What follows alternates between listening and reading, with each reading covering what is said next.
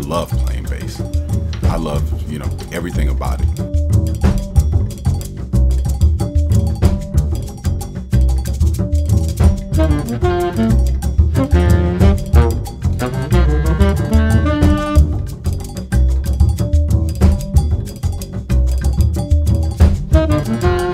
I've played with a lot of the top drummers, and you know, I've got a chance to play with Max, Elvin, you know, Lewis Hayes, Ralph Peterson, Jeff, you know, Jeff Tane Watts. The impetus is just like we're open and it's coming through us. I practice more now than I ever have, actually. Then the G kind of popped out at me. That's probably by accident. Tane was one of the few drummers who never had a problem with that.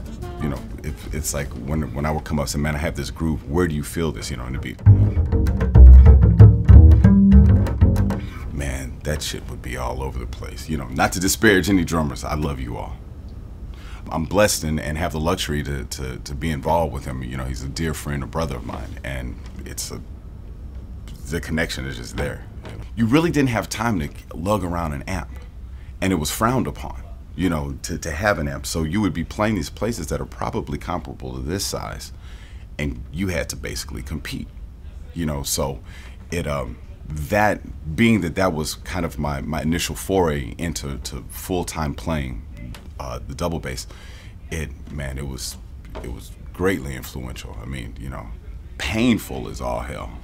Man, I would get gigs and start popping aspirin, like, oh man, you know, it's like bleeding a lot, that kind of thing.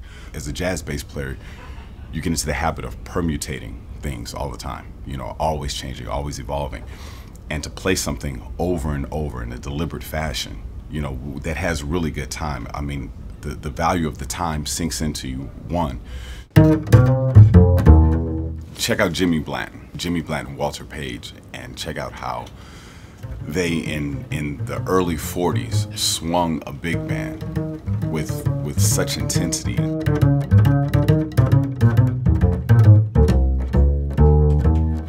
That's Jimmy Blanton for you, right?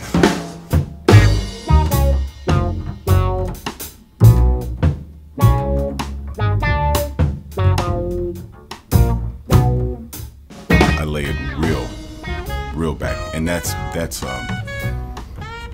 the influence of Family Man, Aston Family Man Barrett. He's like a big, you know, I know this is a jazz thing and I'm talking about Parliament and Family Man, but those are like really big influences. You know, I mean, Family Man, he plays and it's like it's almost falling off, you know, and it never drags. It's just like it's so in the cut, and you know, it's like I still practice a lot with that.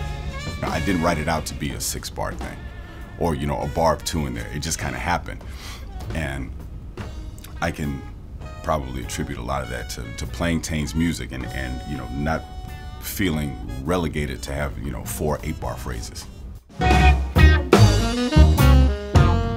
The next record I do will be definitely there'll be more emphasis on my playing. The Tales of the Stuttering Mime was more of like a compositional thing.